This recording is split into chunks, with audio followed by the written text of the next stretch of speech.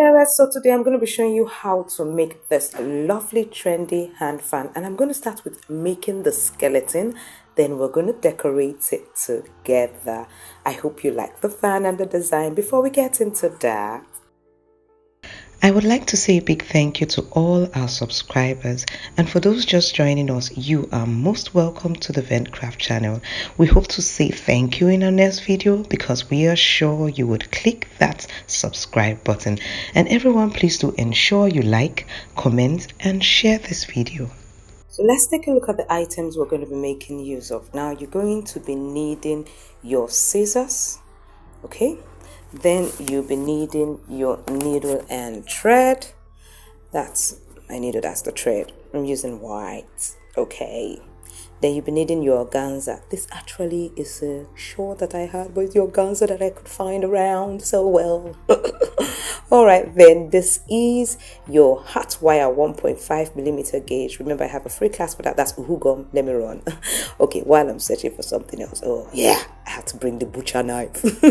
I couldn't, my knife that I use for work is blunt, so we use the butcher knife. Then I'm going to be making use of a candle wire because there is no light at the moment and it's not yet dark to put on the gen, so I'm going to be using the light to, instead of this, my electric glue gun, to melt the glue.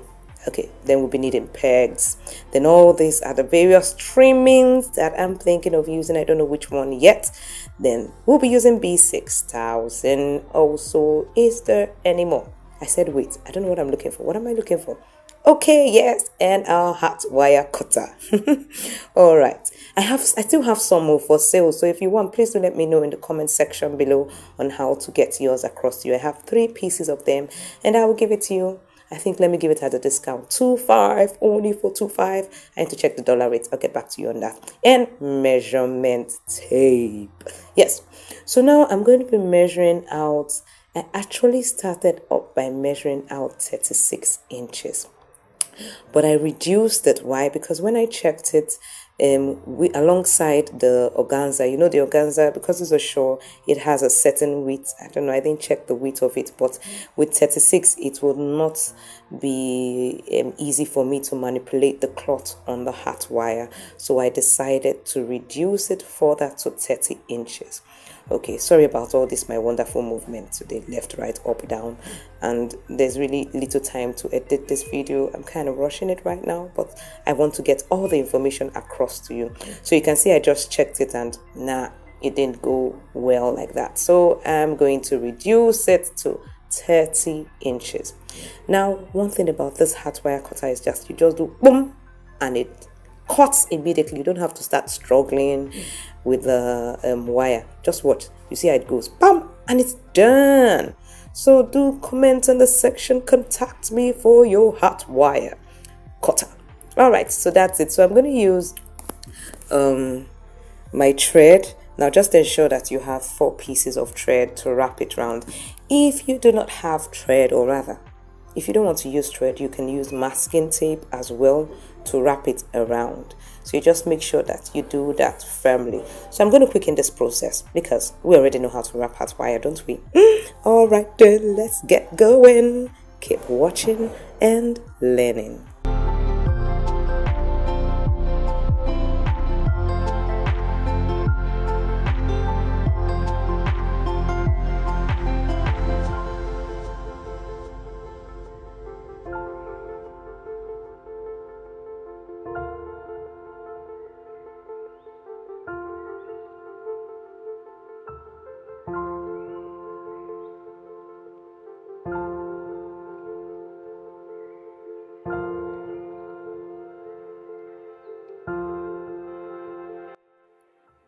So you're going to want to actually stay true to the end of the video because I'm making this for the first time.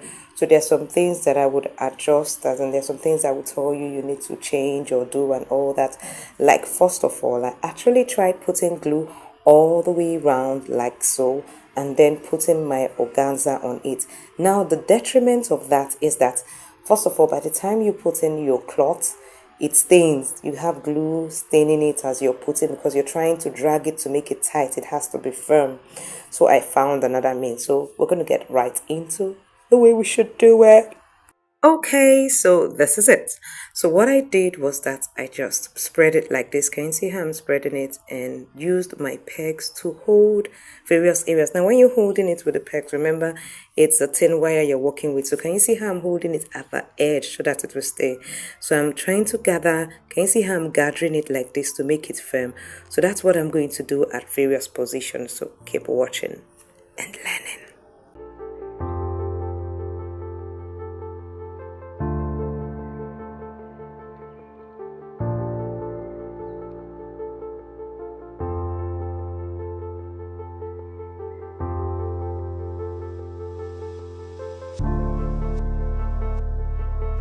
So once you're done with that, the next thing you want to do is take your needle and thread. And now you're not going to start sewing it all through like that when you start. No, you're going to first of all start sewing at various points. So you like sew north, then you sew south. You sew east, you sew west. You sew northeast, you sew southwest, Abby. As in, you're going to be sewing adjacent to each other. This is just helping you to, how do I put it, hold it at that point. You understand? Before you free it to start sewing, it makes sure that you have it tight. Like now you can see I've sewn this part. I'm going to stop from here, and I have to knot my thread again, of course. If not, when I start sewing, it will loosen. So I've done that. You can see I've taken the opposite direction and I'm dragging it. Can you see what I did? Okay, can you see the drag? And then I would sew. So that's what I'm going to do. So I'm going to do a quick one, but just keep watching and I'm sure you would learn. And remember, this is to ensure that your organza is firm, as in tight, turgid. You know just how the drum is, that is very firm, you know? It gives it that beat and hard. Okay, so that's what it does. It makes it firm, it will not go in, you know? It's strong, firm.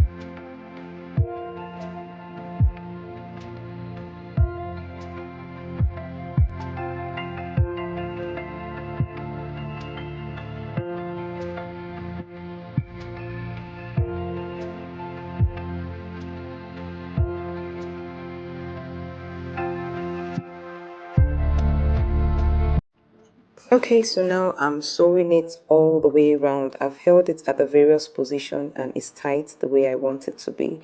So I'm actually, what I'm doing is I'm holding my belly also, and you still have to hold it like this, because you know you haven't held all the parts per se. Do you understand? To ensure that it's firm. So I'm going to be doing this all the way around. So keep watching and learning.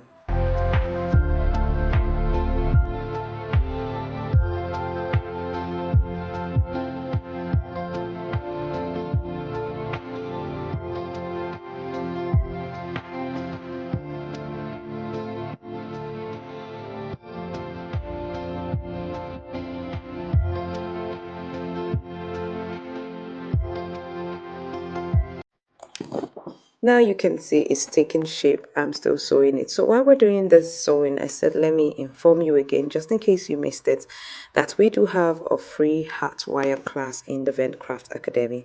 And if you've not attended, I would advise you attend. It will help you know which heart wire to use for which situation in your craft journey, not just in making hats and fascinators, but also like crafts like this. It was my knowledge that helped me know that I could make use of this actually to make the hand fan.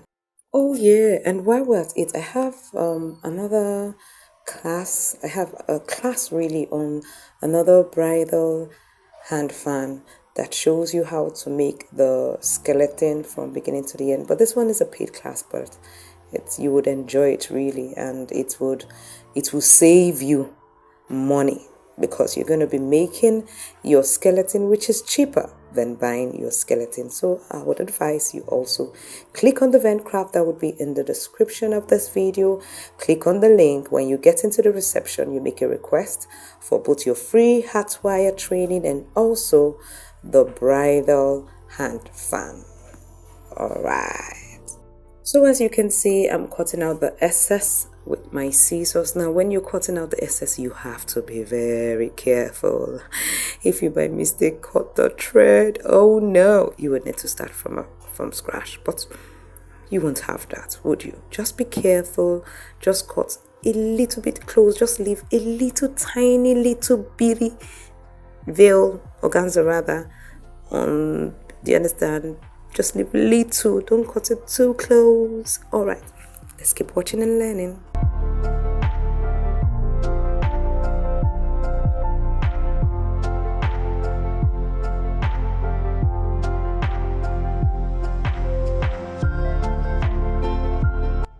Okay, so we're done and you can see how turgid it is. Can you see? Very firm. So the next thing we're going to do is to wrap up our hat wire with our trimmings. Now I think if I had Peter Sham, I would use it because it will cover it up better, but it didn't really affect it so much after I covered the trimmings on top.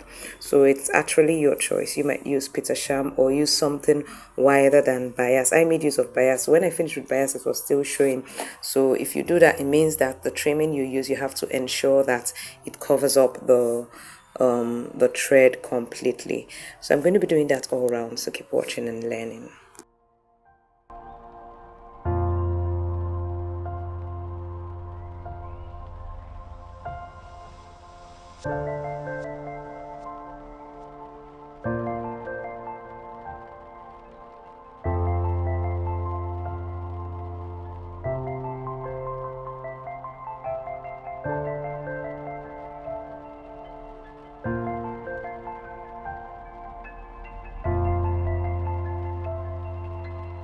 So I'm actually putting pegs on it so that it can hold it firmly, and I'll leave it for a while so that it sticks well, and before I take it off, like you can see me doing here.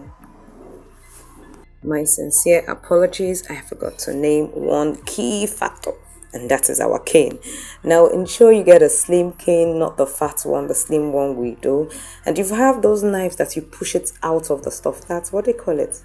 Oh, that knife, that blade. Is a blade? I think it's called a knife blade. Yes, that will be better. But if you don't have a bag, enter your kitchen, bring out the butcher knife and butcher the cane like I did. All right, so the next thing you want to do is to take it and make an impression in the middle. Now you need to keep on doing this to go really far. Now initially I just did a small one and put, but I noticed it was really flapping, so you need to really go in a depth so that it will take like probably an inch. It will go further like an inch into the hat wire up to the net part, because you're even going to cover that side, so it doesn't matter. So you take it up. Now the more it goes in, the firmer the handle of the hand fan is, and you're sure it's not going to come out. Do you understand? So like the one I finally made, it flaps a bit, it's not so turgid. If you're able to get probably a drill, you can drill a hole through it and screw it and make it tighter and firmer. But I'll show you what I did with mine in a bit to make it firmer. So I'm opening up the cane like so that I'll be able to get the hat wire in like so. So once you're done, what you need to do now is to take your needle and thread. Now this is very vital. You need to ensure that you take your needle and thread through the cane, as in across the cane in every means. From the top part, you take it across many times, then you take it down beneath the hat wire. Take it and hold, because some parts also underneath is torn. So you're going to hold that part two round and then you go back in. Is a lot of work. Keep watching and learning. Now all you're doing is to ensure that it's firm, that's why. But remember, as I told you, with this method, it's not so firm. It flaps a bit, but it ain't coming out, not going nowhere. It's like that, for not going out anywhere.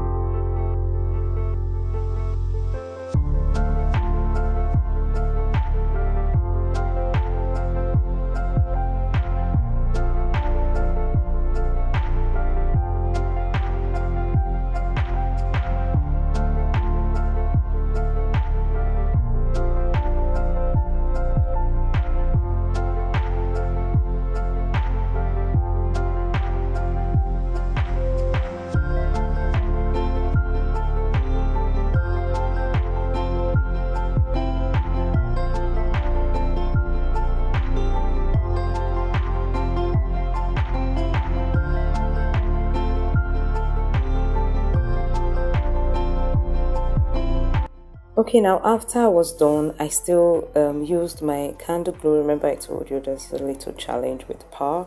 So, and this is the way I did it so that I would not stain everywhere and it would help to hold the cane together as well.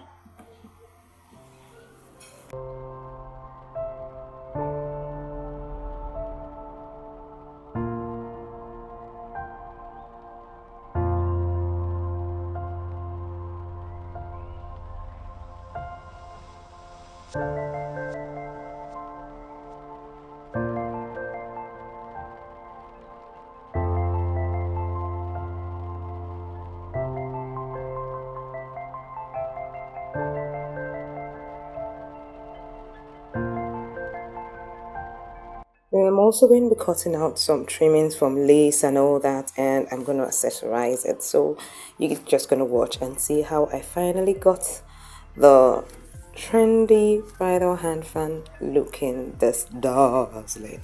Keep watching and learning.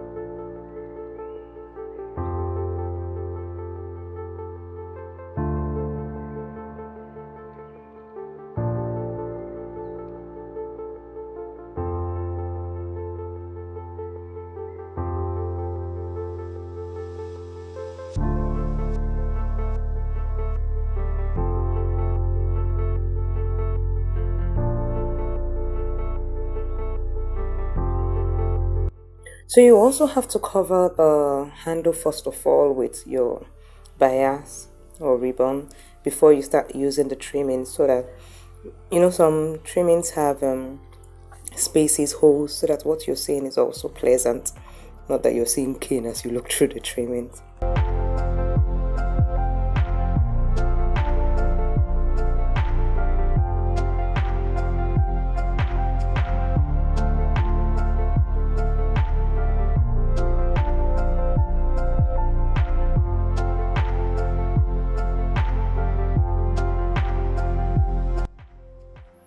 I'll do a bit of a speedboat here because really the video is getting a bit really long, and I'm sure you would get to know how to do these other parts even if it's going fast.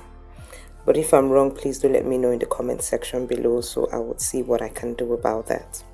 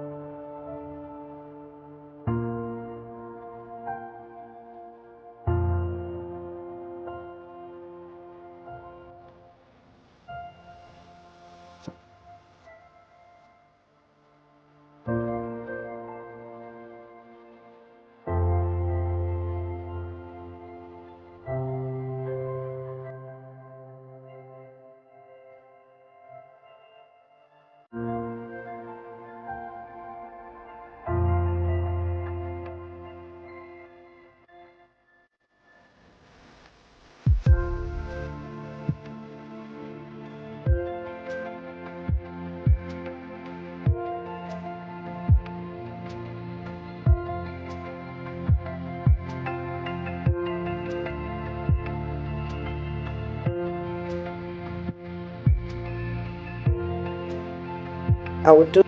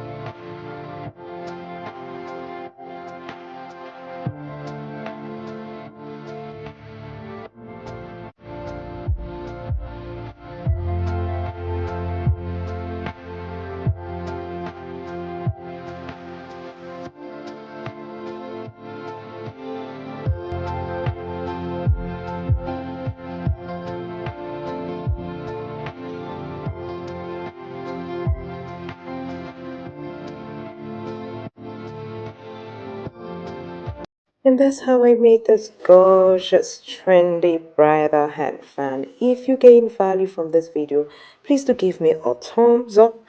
And if you haven't subscribed, my dearest, what are you waiting for? Click that subscribe button and then the bell so you get notified when I upload new videos. And also, if you want to join this great channel as a member to contribute via YouTube, then hit the join button on my channel just beside the subscribe so that you can contribute to the growth of this channel. But if you want to send it direct to me, you can send me a message. All right, so before you drop out of this channel, check this next video.